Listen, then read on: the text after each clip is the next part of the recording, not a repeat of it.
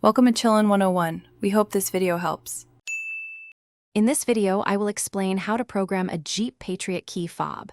First, gather all the key fobs you intend to program, including any new ones. It's crucial to have them all present before you begin. Next, confirm your vehicle's battery is fully charged to prevent any interruptions during the programming sequence.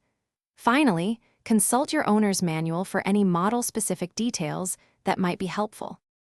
To begin, sit in the driver's seat with all your key fobs. Insert a currently working key into the ignition. Turn the key to the on position, then quickly cycle it to OFF and back to on 4 times within a 6-second window. You should hear a chime or see the door lock cycle, indicating the vehicle has entered programming mode. This confirms you are ready for the next step. Once your vehicle is in programming mode, take your new key fob. Within 10 seconds, press any button on the new fob. You should hear a chime or see the door lock cycle again, confirming that this specific fob has been successfully programmed.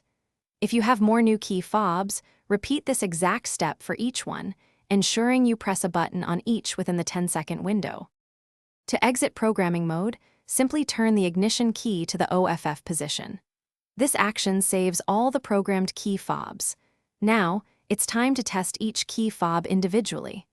Walk around your Jeep Patriot and press the lock and unlock buttons on every fob you just programmed. If any fob isn't working correctly, don't worry.